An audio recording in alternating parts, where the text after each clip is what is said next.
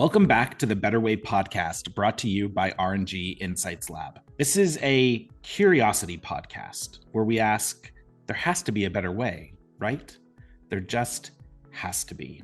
I'm Zach Coseglia, the co-founder of R&G Insights Lab, and I am joined, as always, by the one and only Chen. Hi, Hui. Hi, Zach. Hi, everybody. It's good to, as always, to be here talking about fascinating things. Indeed. And we are joined by one of our favorite people and one of our favorite guests, Dr. Caitlin Handron, also from R&G Insights Lab. Hey, Caitlin. Hello. Thank you so much for having me. We are very happy to have you. What are we talking about today? We're talking about one of my all-time pet peeves, which is this compliance world's favorite slogan, just do the right thing. I confess to cringing every time I hear that. So the reason why I always cringe when I hear people say this as the ultimate slogan of, how to do compliance is that it presumes that everybody understands what the right thing is in the same way the speaker is using it. And I think that's a very, very faulty assumption. Compliance thinks that the audience is hearing, don't do all the things that we tell you not to do. Don't bribe people, don't collude with people on pricing, all of those things. But what the people who are actually delivering the message and people who are hearing it, they're hearing do the right thing is achieve your goals through whatever means. But this all gets perfectly disguised in a simple phrase. It's one of those phrases where people come to it with very different ideas. And I'm, of course, tending to think about things from a cultural perspective. So I think of the literature that demonstrates that people have different values. But even within an organizational setting, taking out national culture as a concept, we can think about the ways in which organizations within a single organization might have competing values. As you said, are we results driven, or are we going to be focusing on inclusion and collaboration? And often these conversations about what the right thing means, there's just a lot of assumptions, and the conversation itself might not even be had about what we have determined is the right thing and how we're going to go about achieving it. So, Caitlin, you are always telling us, and we are in turn quite often telling our clients, that stories offer insight into the richness and the complexity of a particular issue. I'm wondering if we can make this a little bit realer for folks by sharing a story about doing the right thing that kind of brings some life to this concept of it. It isn't always so clear. A story that comes to mind is one from academia, actually, where there are certainly conversations being had about what is the right thing and how do we live our values. And so I was an undergraduate and I was working as a research assistant in a lab, and I had gotten the feedback that the way to get into grad school was to get published. So in academia, there's a very strong culture of publish or perish. And so there are strong norms and expectations that everyone is supposed to be publishing quickly and publishing in high impact journals. I read the journals, and what I was noticing is that there was a pretty clear pattern in how articles were being published. And so many of them had a couple of studies that all hung together very nicely, told a very clean story, and all more or less, quote unquote, worked in terms of demonstrating the hypothesis. But this practice was contributing to what was known as the file drawer problem. And this is where the studies that don't demonstrate your hypothesis don't ever see the light of day. We don't have broader conversations in academia about the context and the boundary conditions and when things work and when things don't, because the tendency is to just publish a very clean story about how things work and studies that are consistent with your hypotheses. Now, what was so great at the time, though, is that I worked with advisors who really were courageous enough to push against these norms and to really challenge the common practices.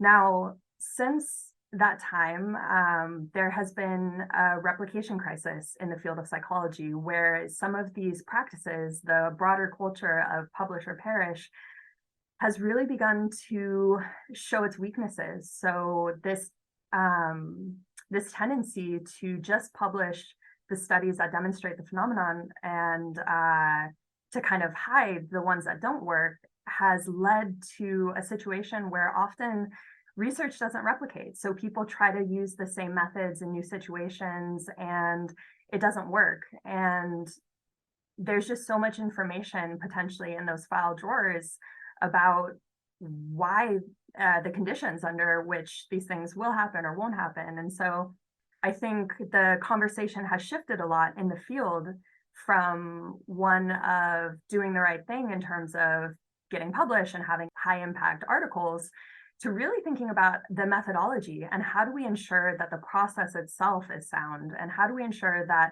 the approach that we're taking is solid in terms of scientific rigor.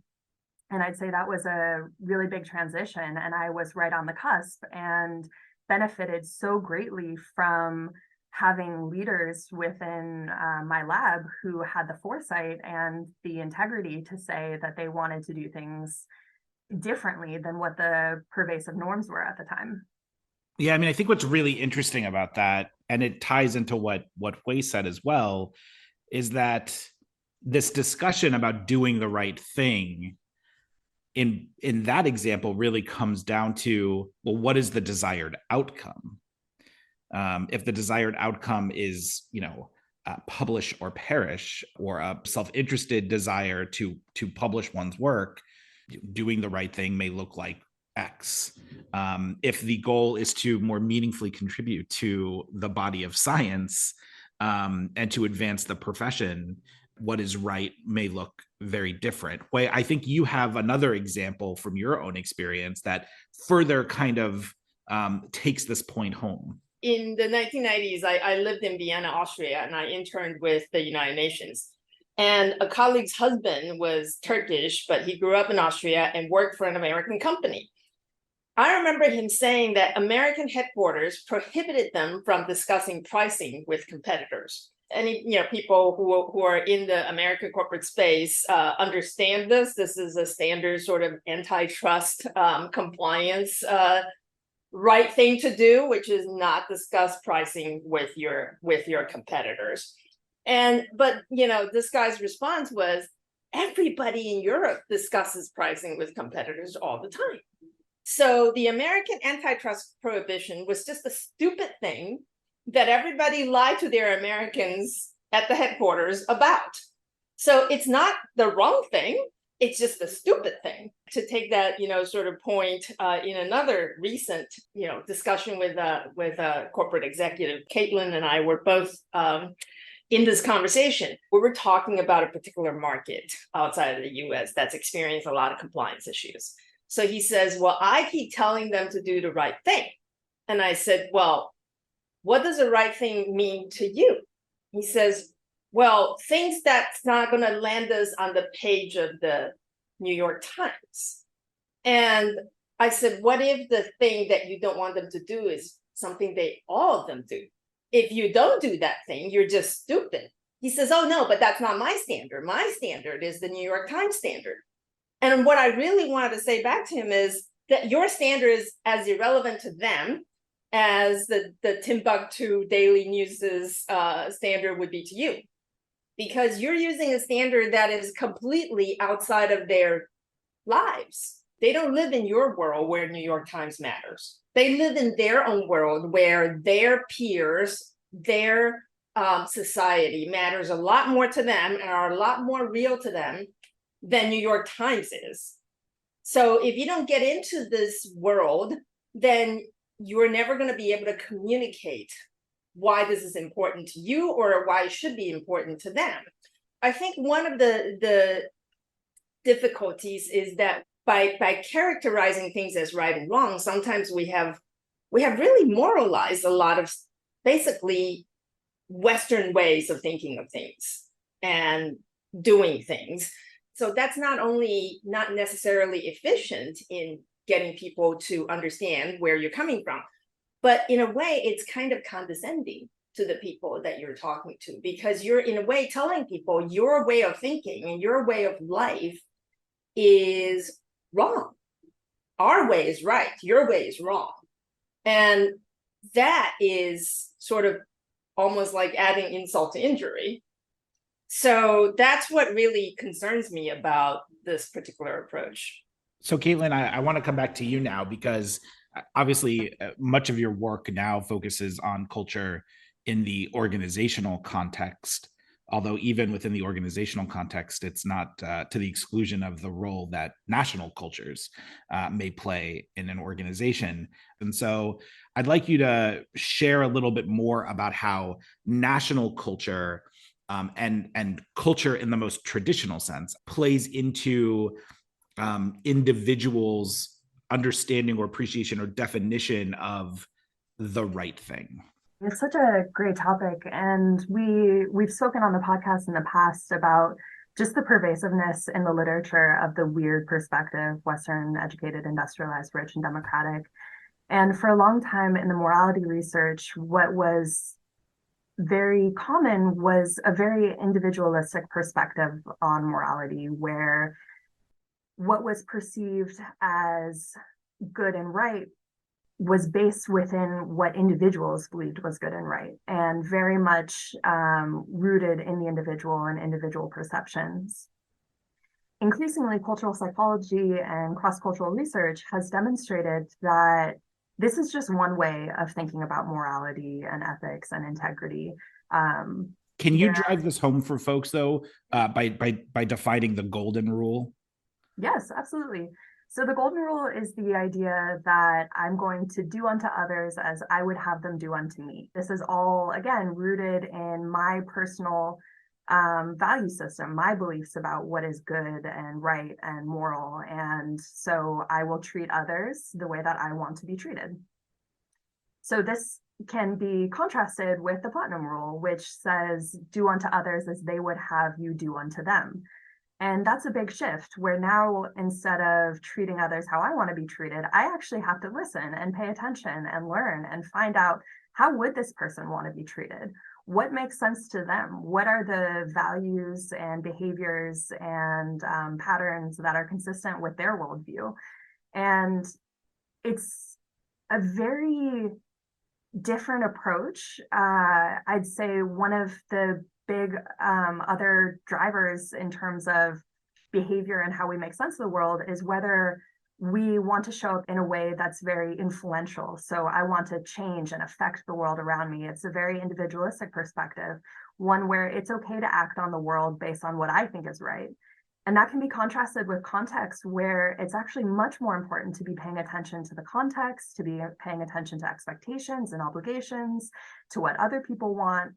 And in those contexts, it's really valuable to be adjusting and accommodating, to recognize your place, to recognize your role, and to, fall into line more or less sometimes, depending on what the context is asking for. And so it's not only a different way of making sense of a problem, but it leads to different conclusions about how to act and what the right kind of behavior is in a given situation. There's been a lot of talk over the course of the past number of years, and I think some meaningful movement within organizations away from treating compliance as rules and making it more about principles.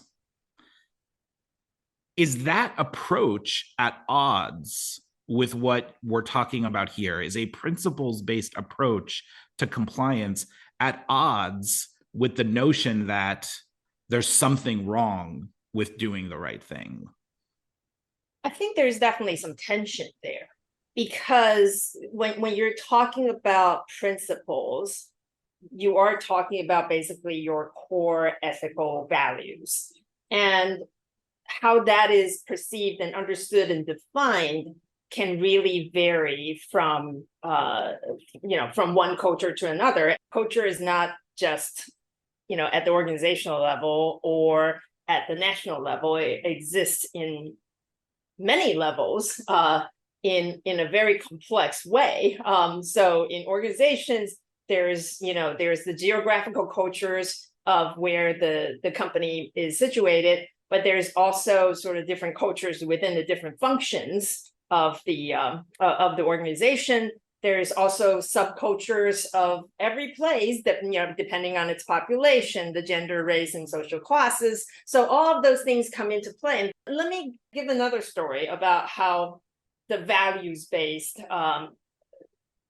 approach may create some tension with what we're saying here. So I was recently talking to an auditor who works in Hawaii. He used to work on the mainland. He recently started doing audit work in Hawaii, and he said, for some reason, like being in Hawaii, doing audit work just has been so much more stressful than he had ever experienced it before. So he took a class on the Hawaiian/Polynesian culture, and what he learned was between the principles of truth and harmony. Harmony is highly valued in the Hawaiian Polynesian culture, way over truth. If these two things are in tension, we will always choose the principle of harmony before the principle of truth. And so he realized that for me, my job is about truth all the time. Truth, this is what I do. I dig out truth and I make them known. And it causes a lot of resistance in a culture that feels threatened by that. I think that principle-based approach, once again, you have to recognize there are other cultural contexts where the principles are prioritized differently or even defined differently than you might imagine. Caitlin? I think one of the functions that a framework of right versus wrong does is try to simplify things for us, where we have clear labels for what is good and what is bad, or what is right and what is wrong. And I think what we're talking about here is letting go of that simplicity and embracing some of the complexity that comes with recognizing that people differ in how they do things and what they do and how they make sense of those actions. And so when I think about values and principles, what I feel comes about is really that conversation about how do we want to do things? What do we want to ensure is a part of the process? What do we want to attend to and take care of? And I think that is very valuable and different from a rules-based approach, which I think might contribute more to that framework of this is right and this is wrong, or this is what you can do, this is what you can't do. I think the values and principles-based approach actually embraces more of that complexity, as long as we don't begin with that foundation of the assumption that everyone agrees about how things should be done. I think the first step is to really make sure that there is alignment between people's different belief systems and what the organization itself is aiming for. What this reminds me of is a discussion that we've had a few times on the podcast around precision. And I think that that's one of the challenges, right, with do the right thing. It is the very definition of imprecise. Mm-hmm.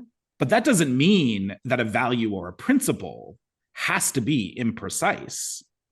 And I think that that's probably one of the things that's wrong with doing the right thing, is that it is terribly imprecise. Yes, I love that. And tangentially, one of the ideas that comes to mind for me is just some of the ideas that I've learned from feng shui, that there is no good or bad or right or wrong. It's just about placement. And it's just about finding the right place so that systems and processes are in sync and can line up well and aren't destructive. And I love that orientation, but just the idea that everything has a place, you just need to look for it and try to make sense of how everything can fit together. I think we all agree that the principles-based approach definitely does a much better job at embracing complexity than the rule-based regime. But for the principle-based approach to truly embrace the complexities, it's got to start with you recognizing your principles are not the only principles. That's got to be the first step in order for that system to work in embracing complexity. And we work in an organization where not everyone lives and works and was born in the same country. And that's true for any, large global organization. Can an organization say this is what is right within these walls? Or is it just always going to be a losing battle because those walls will never be able to compete with the broader cultural context in which that organization operates? This is a story from one of the earlier Malcolm Gladwell books, and it resonated a lot with me. The story was about Korean Airlines. In the 80s, Korean Airlines had a terrible track record in terms of safety. And this is all referenced in his book. So they were at the point of being sort of prohibited from flying into certain jurisdictions because there are safety records. And there's a cultural element, that Malcolm Gladwell pointed out. The Korean aviation culture is so hierarchical, and to the point where the captain can feel free to physically smack his first officer on the head in front of the crew, and that's accepted behavior. And you then come into the situation where you're listening to the taping from the black box from the accidents, and it's people not speaking up. So they can see the fuel tank is empty, but not one person there says, Captain, we're really low on fuel and we gotta land this bird right now. Other situations where other people in the cockpit could see problems. They're about to fly into a mountain. They have mechanical problem. Nobody's speaking up. So one of the things that the aviation industry developed at that time was called CRM, Cockpit Resource Management. And the CRM system was really aimed to address some of these issues. And they took this not as a moral exercise, they took it as a communications exercise. So the core of CRM was a lot about teaching those in charge, the captain, to turn around and specifically ask, make this a routine. First officer, do you see anything? Flight engineer, do you see anything? And by enhancing this communication system, that they can then overcome some of the sort of cultural inhibitions that might be inhibiting the communications, particularly in a crisis situation. So you have a greater culture that is very hierarchical. But when they step into the cockpit, CRM's practice allows them to change that culture while they're sitting in those seats flying the plane, so that they can make use of all the human resources and all the things that they're seeing in their decision making. So this resonates me in so many ways, because it's a story about how you can transform the larger culture in a specific context. It's also because my father was a pilot and he was responsible for bringing CRM to his airline. So I was, I remember I grew up hearing my dad talking about CRM. And here I am reading a story about how CRM has improved safety, and Korean Airline has one of the best safety records today since the implementation of CRM. So I've always been saying, what is the CRM for corporate? And my answer to that is exactly what CRM is, which is communications. It's eliciting people's answers, even when they might not be trained to give it to you. It's making an effort to understand what the cultures and norms and expectations and behaviors are in your organization. And so in these parts, I think we call that a culture assessment. Well, Caitlin, what do you think of that? I think that there is so much that can be done to shape culture. Of course, I do this work every day, thinking about how to take concrete actions to shape the broader environment. From the story I told earlier, I worked in a lab that really sought to push against the norms of the broader culture. And so within our lab, what we really valued was scientific rigor. And that showed up in how we communicated with one another, the processes we had in place to evaluate our work and ensure that everything was accurate. And the way in which we took pride in our work, that really factored in. And eventually the broader culture caught up, and that became part of the conversation that was happening in other labs as well. But I think it's absolutely possible to do things differently. And even when we think about values and how some of these processes play out within an organizational setting, you know, some organizations really value innovation and coming up with new ideas. And that part of the process is really going to be given a lot of room and energy, and thinking differently will be prioritized. Others, you know, might focus on the process and ensuring that rules and regulations are followed and that everything is controlled down to a T. And it's just about coming to understand that question of how do we want to do things around here, and ensuring that everything lines up with that broader mission, so that, as Hui said, you're using communication, you're using rituals, you're using practices to ensure that there is that alignment. I'd like to play a little game.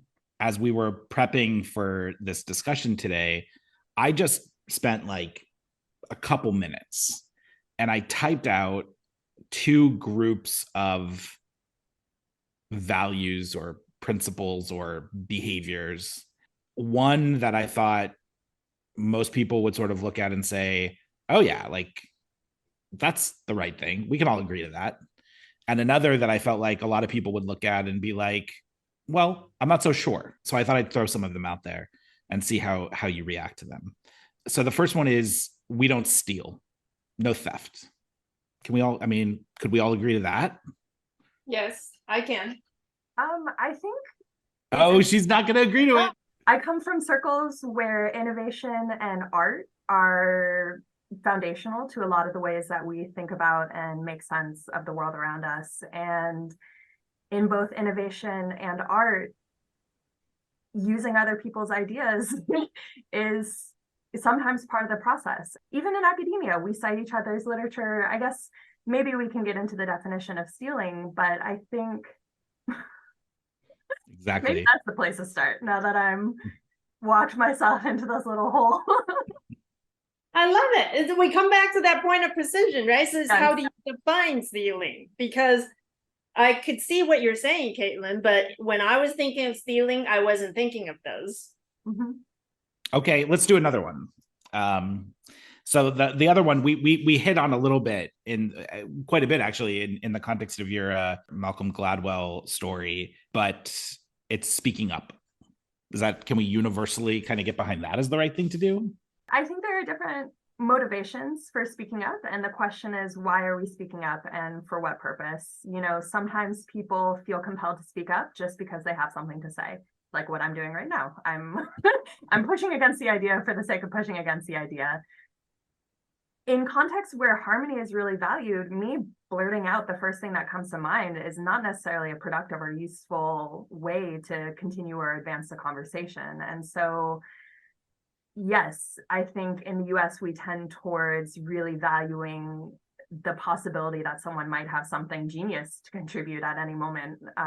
But I think in other contexts, there is more of that emphasis on listening and paying attention, and sometimes holding on to your thoughts until you have some more context and some more information can be really valuable, so that if you choose to speak up or if you choose to contribute in a way that is different from speaking up, you know, it could just play out a little differently than just blurting out what comes to mind in the moment. I am having so much fun. I love this. Okay. I want to build off of that one by throwing a similar concept that's in the other bucket that I think that people will be like, oh no, we universally can agree that's not a good thing. And that one is tattling on a friend. Well, I think at this point, you know, I have an opinion, but I'll leave it to Hui to start us off. I think my answer would have to be, it depends. Yeah. Well, because that's the tension that often exists within an organizational context, right? On one hand, you know, the organization is often saying, we value speaking up, we expect you to speak up. It's actually your responsibility to speak up. But on the other hand, then you have the human on the other end of that message who's thinking, what you're actually asking me to do is to tattle on my friend here of 10 years, who, yes, I saw do something that they shouldn't have done, but to speak up is requiring me to put myself at risk, is requiring me to potentially betray a friendship, and could have all kinds of other, downstream consequences. That's the kind of duality of this, and why it is, to use our favorite word, complex. All right, here's another positive one. Excelling at your job. Okay, seeing that you're our boss, we kind of have to say yes to this one. I mean, we can't say, well, I don't really need to excel. I could just do an okay job, right? So, but yeah, I think in principle, on gut instinct, this will be the one that I say, yes, I would sign on to this, but I also would give other issues consideration, right? So what does that all mean? Does excelling at my job mean sort of making myself shine as an individual at the cost of my teammates? Is it at the cost of sacrificing, important, valuable time in my personal life? All those will come into consideration. But the idea that I should strive to excel at my job, I can sign on to. Yeah. It's interesting, though, because to go back to where you started in this conversation and talking about what employees often hear in the context of compliance talks and in the context of folks saying, do the right thing. Well, excelling at your job, maybe we agree that that is something that we can all get behind. But if excelling at my job means hitting my sales target, and on the other hand, that is in some ways a tension with the compliance expectations, or the external demands that are coming to me, it's not so clear. I mean, we often ask in the context of our culture reviews and in the context of our compliance program reviews, how would your organization respond to your CEO saying, or could you ever imagine your CEO saying, if the sale means that we violate our values or our code or our policies, that's business we don't want. So if you're the actual person who's got to make that choice between excelling at my job by fulfilling compliance expectations or excelling at my job by making the sale, that's a tough spot. Yeah, I love this game. I feel like what it is getting at and unearthing for me are all of those follow-up questions, the clarifying questions that need to be asked when you're in a situation where it potentially depends. And I feel like this really came out in what you both were saying. Some of the clarifying questions in this situation are excel by whose standards, by what means, and at what costs. I do feel that so often we just assume in our communication that we all are on the same page, and that is very rarely the case. Well, I'm going to throw one more out there from the negative pile, and I'm going to pick this one because of how Hui responded to my question about excelling at your job by saying that, of course, she's going to say because I'm the boss, and that one is refusing to do what your boss requests. It depends. Of course it does. Of course it does. I immediately had a flood of all of these media representations of being the moral rebel, the person who stands up for what they think is right when they're told to do something they don't agree with. And so it's a pervasive narrative that exists, especially, I think, in the West and individualistic context where we have the rebellion against authority as something that's very acceptable and deemed as good. And so I think what is interesting here and some of the clarifying questions that come up for me are just what is the level of trust and how will that ultimately influence the decision making? There's of course the broader context of why you disagree, but I think what it really gets at when you're in a position where there is a hierarchy, the Western narrative of rebelling against authority is just one narrative. There are so many contexts where what is absolutely right is to follow the lead of someone who's in a position of power above you and to not question it. What's so interesting about that one for me, especially having worked in other parts of the world, having worked in China, for example, which is a deeply hierarchical society, where there's a lot of reverence and loyalty paid to bosses or folks in more senior positions or elders.